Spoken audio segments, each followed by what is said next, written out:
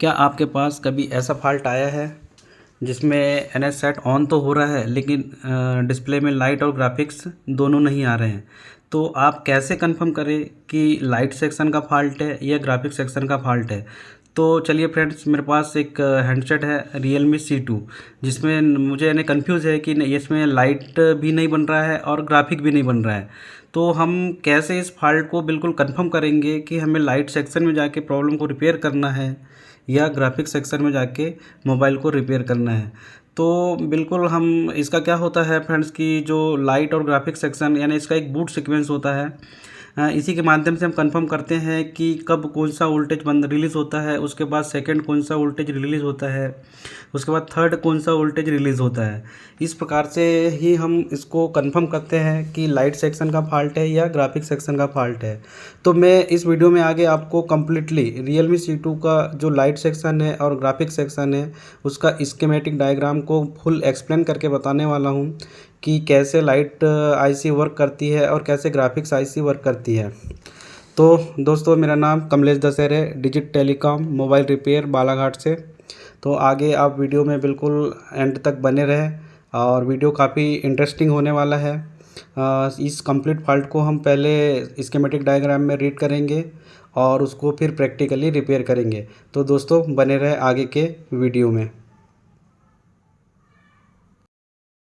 तो फ्रेंड्स, हम देखते हैं सबसे पहले जो Realme C2 का जो बोर्ड है उसका स्कीमेटिक डायग्राम। तो स्कीमेटिक डायग्राम में हम सबसे पहले देखते हैं, इसको हार्डवेयरली देखते हैं। हार्डवेयर जो इसका जो पार्ट होता है, तो हार्डवेयर में हम सबसे पहले देखते हैं कि जो लाइट सेक्शन होता है, लाइट सेक्शन यानी किस टाइप से इसमें जो हार्डवेयर में हम पहले समझते हैं बिल्कुल। तो सबसे पहले क्या होता है कि देखिए, ये जो बोर्ड में ये जो कनेक्टर होता है, ये लाइट कनेक्ट यानी डिस्प्ले कनेक्टर होता है। इसमें जो डिस्प्ले हमारी जो डिस्प्ले का स्ट्रिप होता है, इसी में आके कनेक्ट होता है। और ये वाला जो होता है चार्जिंग यानी कनेक्टर, इसको B2B कनेक्टर के भी नाम से हम जानते हैं, और ये बैटरी कनेक्टर होता है। तो इस प्रकार से देखिए कि इसमें जो डिस्प्ले जो कनेक्टर होता है, इसमें ये जो एक लाइन होती है, ये CABC की लाइन होती है। इसको हम आगे बिल्कुल बहुत ही अच्छे से, मैं अभी स्कीमेटिक डायग्राम में आपको एक्सप्लेन करने वाला हूँ। एक लाइन एनोड की होती है और एक लाइन कैथोड की होती है। तो मोस्टली अभी लाइट सेक्शन में हम ये 1 और 2, 3 और ये 4 पिन पे ही फोकस करेंगे। इसके बाद देखिए कि ये जो सप्लाई है, इस प्रकार ये लाइट आईसी में चले जाती है, और इसमें जो 6 पिन की लाइट आईसी होती है। तो मैं अभी आपको आगे एक्सप्लेन करने वाला हूँ कि जो लाइट आईसी है, ये वर्क कैसे करती है, कैसे एक डिस्प्ले में यानी 40 वोल्ट जनरेट होता है, जबकि हमारी बैटरी तो सिर्फ यानी 3 से 4 वोल्ट की होती है। लेकिन डिस्प्ले में जो लाइट बनने के लिए लगभग 40 वोल्ट की रिक्वायरमेंट होती है। तो ये लाइट आईसी कैसे 40 वोल्ट को मैंने जनरेट करती है, वो भी हम देखने वाले हैं। ये लाइट सेक्शन हो गया फ्रेंड्स, और इसके बाद देखते हैं जो ग्राफिक सेक्शन। तो देखिए, ग्राफिक सेक्शन में ये जो सारी लाइनें दिख रही है आप लोगों को, ये जो आईडी लाइन है, रीसेट लाइन है, टी लाइन है, और इसमें ये क्लॉक लाइन है। इस प्रकार से ये पूरी लाइनें सीपीयू से आती है बिल्कुल। तो ये इस लाइनों को हमको कैसे बिल्कुल ट्रेस आउट करना है ना, हमको सब फॉल्ट को कैसे ट्रेस आउट करना है कि देखिए, जो मोबाइल है यानी ये इसमें जो लाइट है का प्रॉब्लम है कि ग्राफिक का प्रॉब्लम है, अभी हमको कुछ नहीं पता। लेकिन बस हमको पहले अभी हमको क्लियर करना है कि एक्चुअल फॉल्ट कहाँ से है।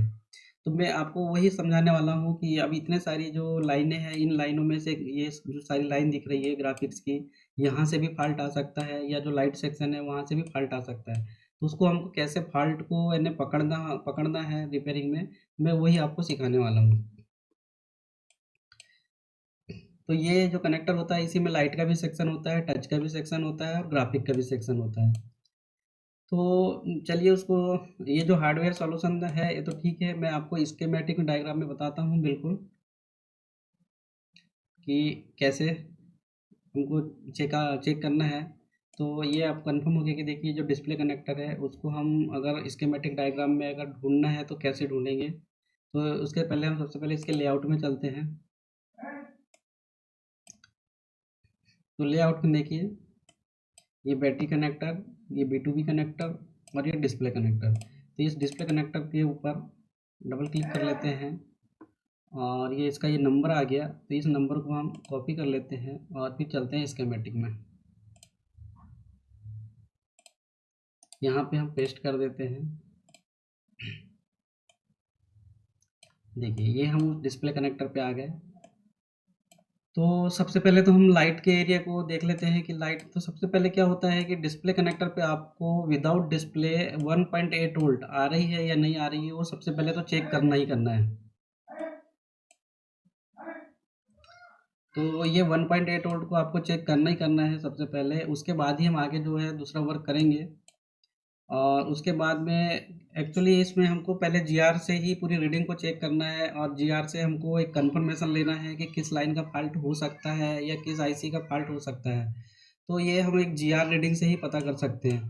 तो हमको सबसे पहले जो एक जो सीएबीसी लाइन है जो लाइट सेक्शन में होती है, इस पे यानी पिन नंबर 7, इस पिन नंबर 7 की हमको जीआर रीडिंग को चेक करना है कितनी रीडिंग आ रही है। उसके बाद ये जो एनोड लाइन है, एनोड लाइन की भी जीआर रीडिंग को चेक करते हैं। और उसके बाद ये जो 1.8 वोल्ट की सप्लाई बन रही है उसकी भी रीडिंग को चेक करते हैं। और जो इसकी कैथोड लाइन है, इस कैथोड लाइन, तो इस जीआर रीडिंग से हम कंफर्म हो जाएंगे कि लगभग हमारा है ना सर्किट है ना प्रॉपर वर्किंग कंडीशन में अभी है या नहीं है। 50% तो एक कंफर्मेशन यहाँ से हो जाती है। उसके बाद में फिर क्या होता है कि जो ग्राफिक सेक्शन है, तो ग्राफिक सेक्शन की जो पूरी लाइनें होती है, ये जो क्लॉक लाइन है,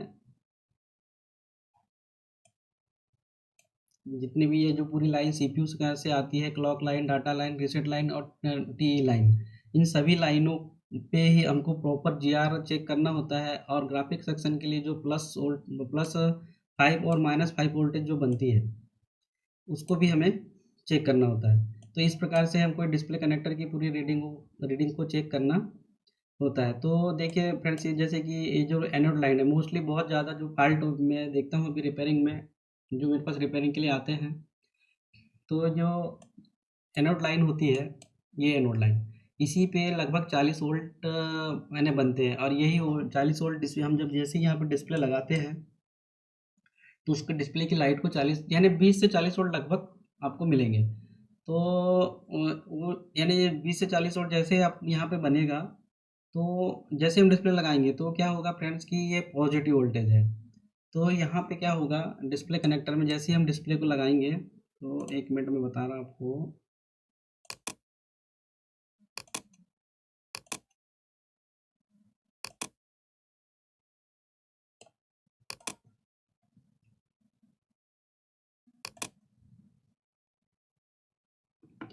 तो जो डिस्प्ले के अंदर जो लाइट होगी हमारी, तो ये जो हमारा ये 40 वोल्ट, तो यहाँ से क्या होगा कि जो लाइट होगी यहाँ पे जो डिस्प्ले के अंदर लाइट,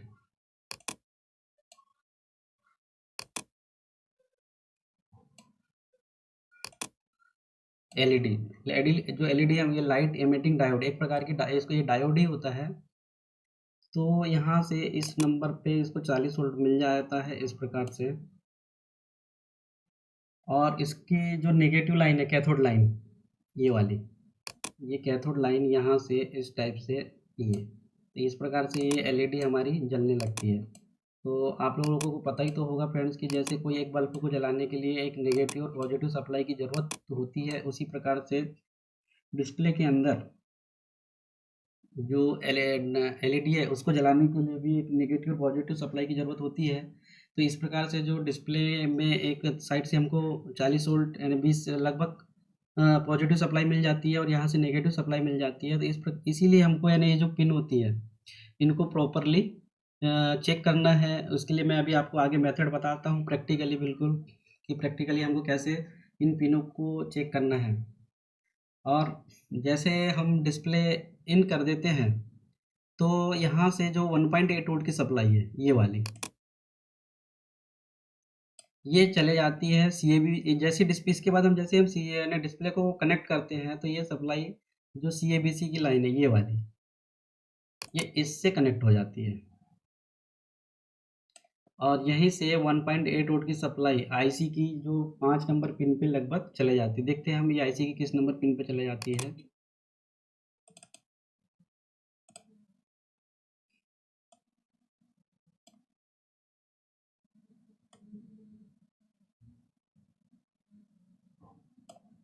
ये LCD बैकलाइट CABC। तो देखिए लाइट आईसी की जो 5 नंबर की पिन है, इस पे ये 1.8 वोल्ट की सप्लाई आ जाती है। इसको PWM के भी नाम से हम जानते हैं इस सप्लाई को। तो इस प्रकार से ये जो लाइट आईसी है फ्रेंड्स, देखिए अब इसमें जो 40 वोल्ट है कैसे बनता है, मैं वो आपको थोड़ा सा एक्सप्लेन कर देता हूँ।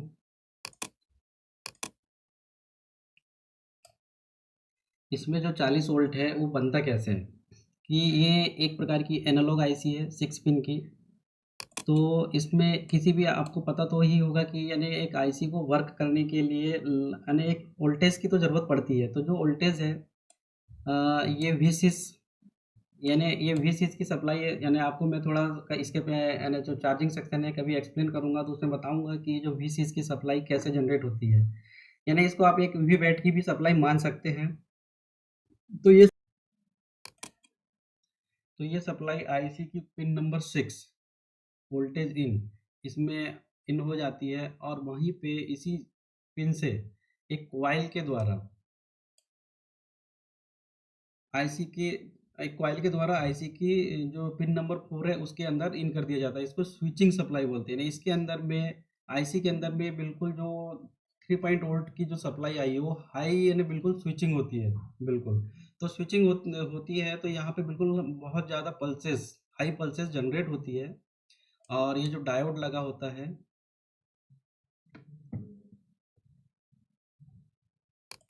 बिल्कुल ऐसी बिल्कुल हाई पल्सेस जनरेट होती है। तो जो डायोड का काम होता है, डायोड का क्या काम होता है कि एसी को डीसी में कन्वर्ट करना। तो यहाँ पे बिल्कुल है प्लस, बिल्कुल एक प्लस हाफ वेव वाली, हाफ वेव यहाँ पे आपको आगे मिलेगी। और जो आगे ये जो कैपेसिटर लगे हैं इनमें ये कुछ समय के लिए स्टोरेज हो जाती है।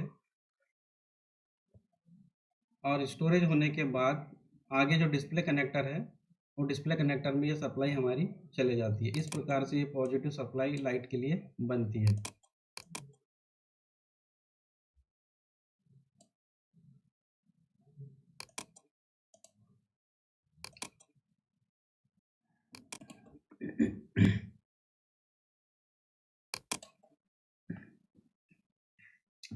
तो ठीक है फ्रेंड्स, अभी देखा हमने कि यहाँ पे किस प्रकार से एक हाई यानी एसी की पल्स को डीसी बिल्कुल हाफ वेव वाली इसमें आगे पॉजिटिव सप्लाई बना के डिस्प्ले में जो बल्ब लगा है हमारा एलईडी उसको मिलता है।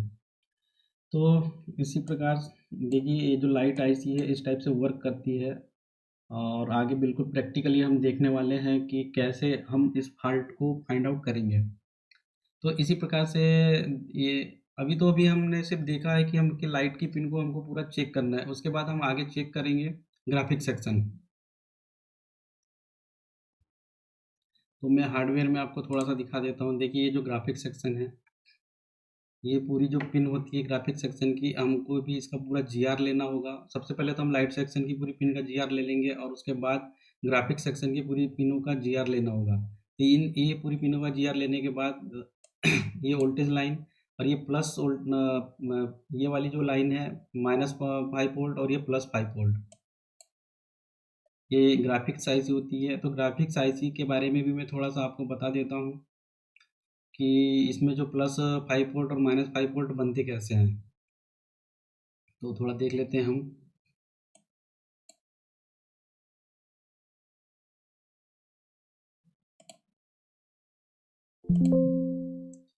ये डिस्प्ले कनेक्टर पर आ गए।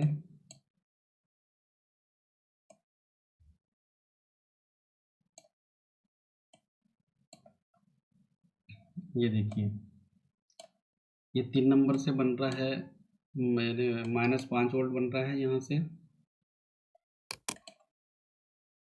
इस 3 नंबर से बन रहा है -5 वोल्ट। और 3 नंबर और 4 5 6 और ये है 5 नंबर की पिन से +5 वोल्ट।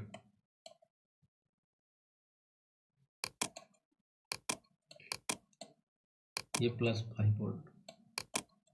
तो देखिए चलिए ग्राफिक्स आईसी से ये वोल्टेज कैसे बनते हैं उसके बारे में थोड़ा सा मैं एक्सप्लेन कर देता हूँ आपको।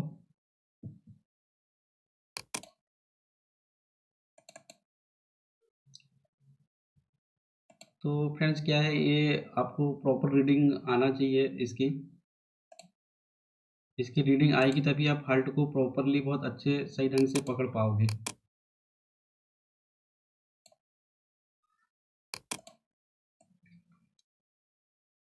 देखिए ये ग्राफिक्स आईसी ये कैसे वर्क करती है उसके बारे में मैं थोड़ा सा आपको बता देता हूँ। कि मैंने पहले ही बताया था कि आपको वो जो हमने लाइट आईसी थी वो एनालॉग थी, और ये जो लाइट आईसी है ये डिजिटल आईसी है। तो मैंने जैसे बताया कि भाई एक आईसी को वर्क करने के लिए एक वोल्टेज की ज़रूरत रिक्वायरमेंट होती है। तो देखिए ये वीसीएस की जो वोल्टेज है ये आ रही है आईसी की C1 नंबर पे, वी वोल्टेज इनके नाम पे।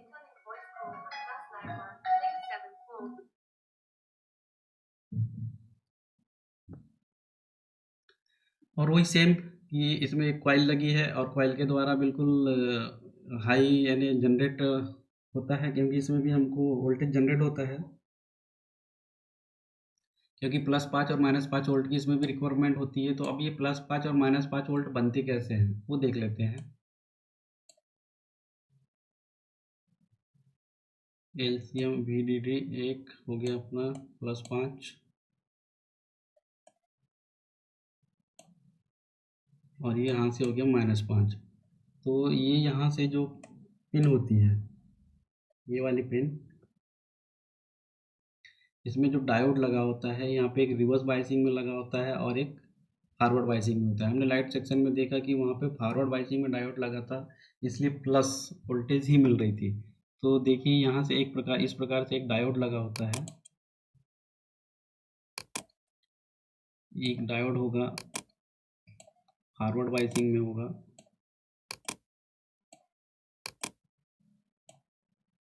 फॉरवर्ड बाइसिंग में इस टाइप से इस पिन से कनेक्ट हो जाएगा। आईसी के अंदर का ये सर्किट होता है। तो यहाँ से हमको ये प्लस वोल्टेज मिल जाएगी और जो दूसरा जो डायोड होगा वो रिवर्स बाइसिंग में होगा।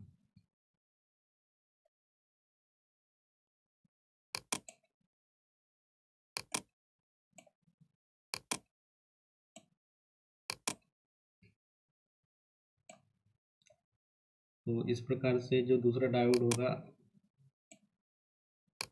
इस टाइप से लगा होगा।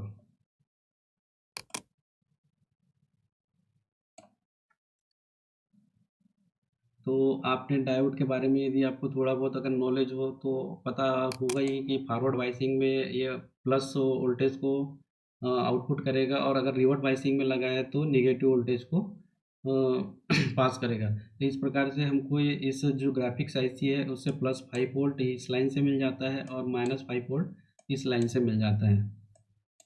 तो चलिए आगे मैंने आपको तो ये थोड़ा हल बता दिया है कि स्कीमेटिक डायग्राम को हल्का कैसे किस टाइप से रीड करना होता है। अब हम बिल्कुल प्रैक्टिकली देखते हैं हैंडसेट में कि हमको एक जो फॉल्ट है कि भाई अभी तो लाइट और ग्राफिक का फॉल्ट है, तो हमको कैसे बिल्कुल उसको प्रैक्टिकली ही रिपेयर करेंगे, कैसे रीड करेंगे कि किस सेक्शन का फॉल्ट है, ग्राफिक का फॉल्ट है या लाइट सेक्शन का फॉल्ट है। तो चलिए आगे देखते हैं प्रैक्टिकली बिल्कुल कि उसको कैसे हम फॉल्ट को फाइंड आउट करते हैं। हम डिस्प्ले कनेक्टर के ऊपर कंप्लीट जीआर रीडिंग लेते हैं। डिस्प्ले का जो डिस्प्ले सेक्शन और ग्राफिक सेक्शन की पूरी कंप्लीट पिन की जीआर रीडिंग लेने के बाद मुझे जो फॉल्ट मिला फ्रेंड्स, मुझे जो ग्राफिक सेक्शन से जो -5 वोल्ट की जो लाइन आती है उसकी पिन में कुछ अब नॉर्मल वैल्यू आ रही थी। तो चलिए मैंने उसी के हिसाब से अभी हम उसी पिन को पकड़ के आगे वर्किंग करेंगे। तो आप इसको चेक इस प्रकार से आपको चेक करना है डिस्प्ले कनेक्टर पे, यानी लगभग जो ग्राफिक सेक्शन की पिन है, लाइट सेक्शन की पिन है, सभी पिन का जीआर लेना है।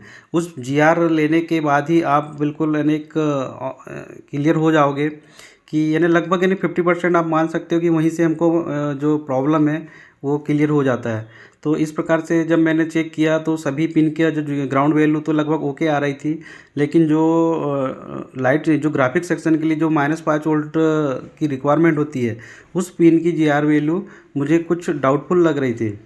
तो मैं आगे देखता हूँ, जो मैं ये जो कटिंग कर रहा हूँ शील्ड की, ये इसके नीचे ग्राफिक्स आईसी है। मैं उसको भी ओपन करके हम देखेंगे कि उसकी जो ट्रैक में होता है, जो इसके ट्रैक में एक दो कैपेसिटर और एक आईसी लगी हुई है। तो अभी हम चेक करेंगे कि आईसी का फॉल्ट है या कैपेसिटर का फॉल्ट है। वो आगे अभी हम इस शील्ड को कटिंग करने के बाद ही चेक कर पाएंगे। तो एक बार मैं फिर से आपको बोलना चाहूँगा कि जो डिस्प्ले कनेक्टर है उसमें हमको लाइट सेक्शन की जो कंप्लीट 4 पिन है, और ग्राफिक्स सेक्शन की लगभग 12 से 13 जो पिन होती है, उनकी कंप्लीट जीआर वैल्यू चेक करने के बाद आप लगभग कुछ हद तक फॉल्ट को पकड़ पाएंगे। तो एक एक पिन को यानी आपको इसको मल्टीमीटर को डायोड मोड पे सेट करके ही जीआर रीडिंग को चेक करना होता है। तो इसमें आपको जो मैंने आपको सर्किट में बताया था स्कीमेटिक डायग्राम में, कि जो ग्राफिक्स आईसी से -5 वोल्ट जो निकलती है वो डिस्प्ले कनेक्टर पर जाती है। तो उसी लाइन पे मुझे कुछ एबनॉर्मल वैल्यू मिल रही थी। तो देखिए ये जो एक कॉइल है और दो कैपेसिटर और एक आईसी, ये तीन यानी उस लाइन पे लगे हुए हैं।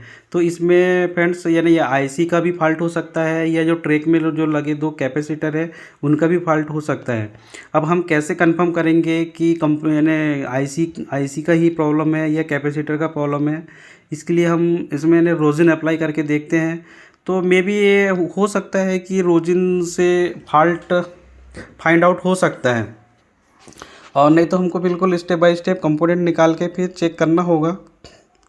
तो अभी हमने रोजिन अप्लाई करने के बाद देखते हैं, यदि जो कंपोनेंट में अगर प्रॉब्लम होगा तो वो क्लीन हो जाएगा।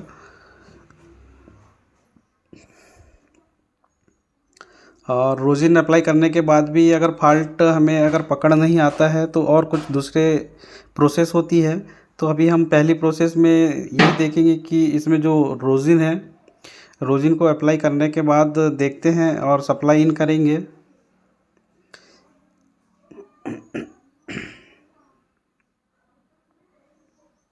देखिए फ्रेंड्स, ये रोजिन अप्लाई करने के बाद जैसे ही मैंने चार्जर को इन किया तो जो ग्राफिक आईसी है वो लगभग क्लीन हो गई। तो हम ये मान के चलते हैं कि लगभग यानी ग्राफिक्स आईसी का ही मेन फॉल्ट है।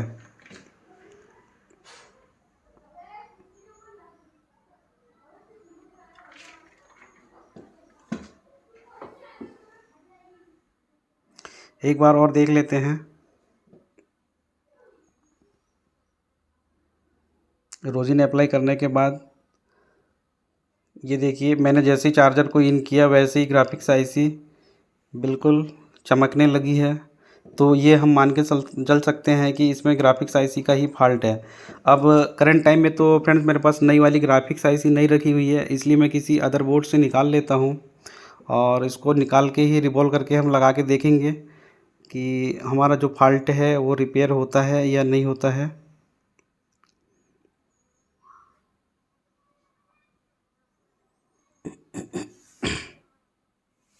यदि आपके पास नई वाली ग्राफिक्स आईसी है हो तो आप उसको भी लगा सकते हैं, लेकिन मेरे पास तो अभी इस टाइम पे नई वाली ग्राफिक्स आईसी नहीं रखी हुई थी।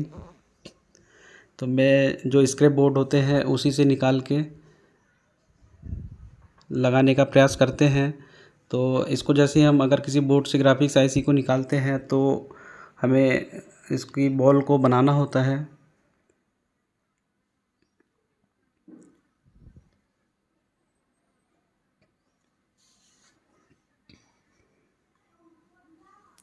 तो आईसी वगैरह रिबॉलिंग कैसे करते हैं वो मैंने पिछले बहुत सारे वीडियो में बता रखा है।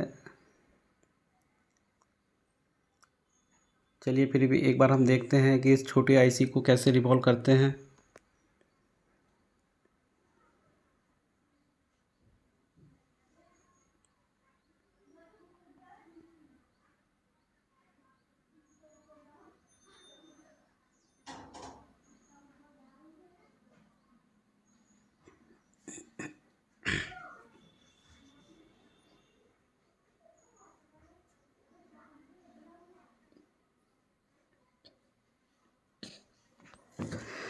तो इसी प्रकार से बिल्कुल जो लाइट और ग्राफिक सेक्शन के फॉल्ट को हमें ट्रेस आउट करना होता है। तो बहुत सारे जो मेरे टेक्नीशियन भाई लोग हैं वो कंफ्यूज रहते हैं कि भाई अगर डिस्प्ले में अगर लाइट भी नहीं आ रहा है, ग्राफिक्स भी नहीं आ रहा है, तो किस सेक्शन में जाके हम रिपेयर करें। तो यहाँ से हमको बहुत जो ग्राउंड वैल्यू से बहुत हद तक हमको यानी सॉल्यूशन मिल जाता है कि किस सेक्शन में जाके हमें काम करना है। तो इस प्रकार हमने इस आईसी को रिवॉल्व कर लिया है और इसको अब हम जो हमारा जो Realme C2 का जो बोर्ड है उसमें हम लगा के देखते हैं।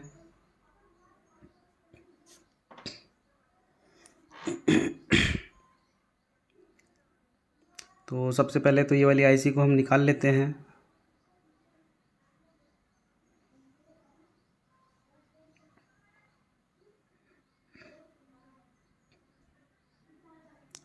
और मैंने पिछले बहुत सारे अपने जो मेरे चैनल में जो वीडियो रखे हुए हैं उनमें मैंने आपको कंफर्म मैंने बता दिया है कि ग्लास आईसी को कितने हीट और टेम्परेचर में निकालना है, सीपीयू और ईएमएमसी को भी कितने हीट और टेम्परेचर में निकाला जाता है। हर आईसी के लिए अपना अपना एक अलग टेम्परेचर अपनी एसएमडी मशीन का होता है। ये ग्लास आईसी है, इसके लिए भी एक फिक्स टेम्परेचर की रिक्वायरमेंट होती है।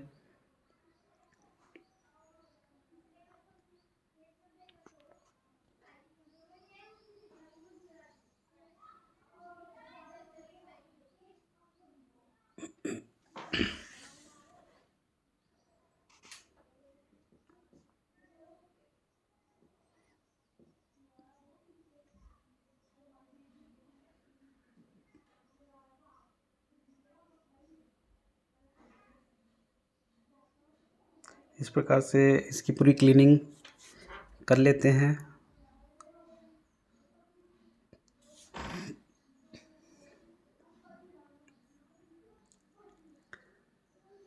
तो आई होप कि दोस्तों आप लोगों को वीडियो काफ़ी इंटरेस्टिंग लग रहा होगा। यही बहुत ही एक आसान रिपेयरिंग होती है। इस टाइप की जो रिपेयरिंग है किसी भी इंस्टीट्यूट में आप लोगों को नहीं बताएंगे। आप चाहे कोई भी इंडिया के किसी भी इंस्टीट्यूट में चले जाएं, आपको एक बहुत ही ओल्ड बोर्ड दे देंगे और उसी के ऊपर आपको प्रैक्टिस करवाते रहेंगे। तो मैं जो बता रहा हूँ यहाँ पे आपको बिल्कुल एग्जैक्टली कि बिल्कुल स्टेप बाय स्टेप हमको किसी फॉल्ट को कैसे रिपेयर करना होता है।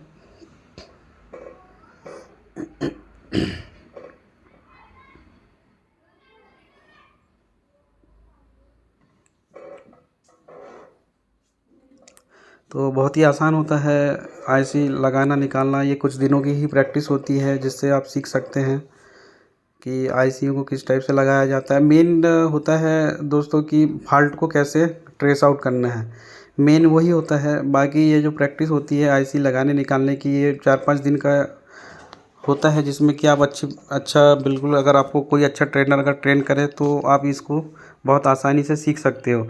मेन होता है कि हम फॉल्ट को कैसे पकड़ें। बहुत सारे टेक्नीशियन मेरे मित्र और भाई लोग हैं और बहुत सारे जो नए नए स्टूडेंट्स इस लाइन में अपना करियर बना रहे हैं। तो मैंने देख तो दोस्तों आईसी लगाने के बाद लगभग जो बोर्ड को है हमको लगभग 10 मिनट के लिए तो कूलिंग के लिए छोड़ देना चाहिए।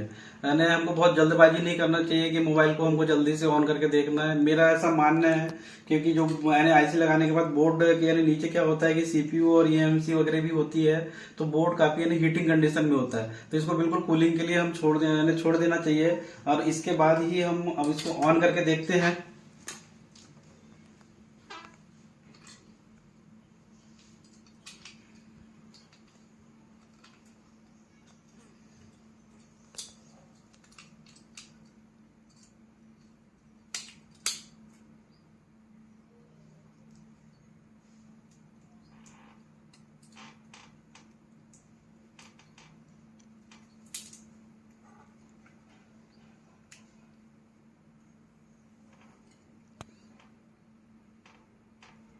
देखिए फ्रेंड्स, यानी ये लोगो बन चुका है चार्जिंग का। तो इस प्रकार इसमें ना ही तो ग्राफिक्स आ रहा था ना ही लाइट आ रहा था। तो देखिए दोस्तों कि यानी हमने इस फॉल्ट को कैसे बिल्कुल स्टेप बाय स्टेप हमने बिल्कुल इसको ट्रेस किया, फाइंड आउट किया। ये चालू भी हो चुका है हमारा हैंडसेट। तो दोस्तों क्या होता है कि यदि आप एक बार बिल्कुल यानी कि जो बेसिक इलेक्ट्रॉनिक्स है और ये बिल्कुल स्कीमेटिक डायग्राम को बहुत अच्छे से अगर रीड करना सीख जाते हैं तो ऐसा कोई फॉल्ट नहीं है जिसको आप फाइंड आउट करके रिपेयर न कर सके। तो दोस्तों आई होप आपको वीडियो काफी यानी बिल्कुल इंटरेस्टिंग लगी होगी और मेरा मानना ऐसा है यदि आपको वीडियो बहुत अच्छी और इंटरेस्टफुल लगी हो तो प्लीज चैनल को यानी लाइक कर लीजिए, सब्सक्राइब कर लीजिए और शेयर कर दीजिए। तो दोस्तों सब्सक्राइब बिल्कुल कर दीजिएगा ताकि मैं इसी टाइप का जो फॉल्ट है यानी हर 2-3 दिन में अच्छे अच्छे जो फॉल्ट है बिल्कुल आपको अपने चैनल में देता रहूंगा, यूट्यूब अपने चैनल में। और आई होप कि आपको किसी इंस्टीट्यूट जाने की जरूरत नहीं पड़ेगी और आप मेरे चैनल में अगर इसी टाइप के वीडियो को यानी मुझे अगर फॉलो करते रहते हैं तो आप बिल्कुल इसी टाइप से अपने रिपेयरिंग सीख सकते हैं। तो मिलते हैं दोस्तों इसके बाद किसी नेक्स्ट वीडियो में। धन्यवाद दोस्तों।